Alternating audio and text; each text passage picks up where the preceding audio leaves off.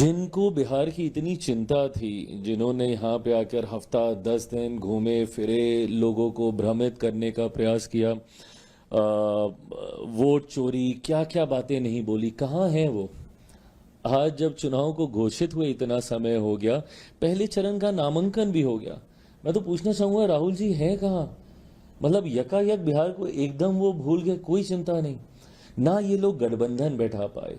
मैं तो बल्कि नेता प्रतिपक्ष से भी मैं हैरान हूँ। जेएमएम भी अलग हो गए। जेएमएम अलग हो गई और जैसा मैंने कहा कि एक दूसरे के सामने प्रत्याशी उतार रहे हैं।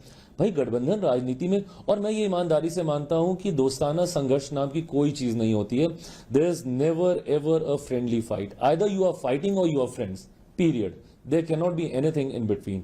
आप एक दूसरे के सामने आप चुनाव भी लड़िएगा। कल किसी एक विधानसभा का मैं देख रहा था जहां पे शायद राजद और कांग्रेस ही एक दूसरे के सामने थे, नहीं आज शायद लेफ्ट का कोई दल था और कांग्रेस एक दूसरे के सामने थे, तो उन्होंने स्पष्ट तौर से कहा कि नहीं, हम तो इसको हराने के लिए हम चुनाव लड़ रहे हैं, मैं अपने जीतने के लिए मैं चुनाव लड़ रहा हूं। तो किस बात का दोस्ताना संघर्ष? और क्या इसका संदेश प्रदेश भर में नहीं जाएगा?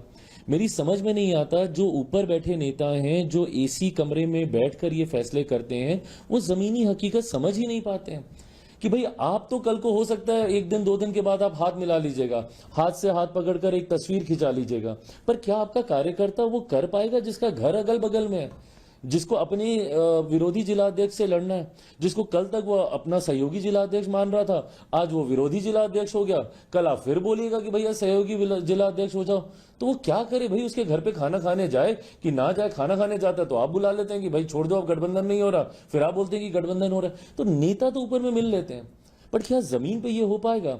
और ये महज वो 10 12 15 20 सीटों की बात नहीं है जहां पे ये सो कॉल दोस्ताना संघर्ष कर रहे हैं, इसका संदेश पूरे प्रदेश में जाएगा। कैसे कोई दूसरे जिला का कांग्रेस का व्यक्ति बोलेगा कि नहीं नहीं भाई चलो लड़ो एकदम इसके लिए, क्योंकि वो जहां का जिला अध्यक्ष होगा, जिस जिला में इनके सामने लड़ाई हो रही है, वो उसका भी परिचित होगा। ये बोलेगा कि भैया यहां तो हम राजद के सामने लड़ रहे हैं, तुमको जाके वहां पे राजद के लिए कैंपेन करो, तुम मेरा साथ दो, तुम आओ यहां पे।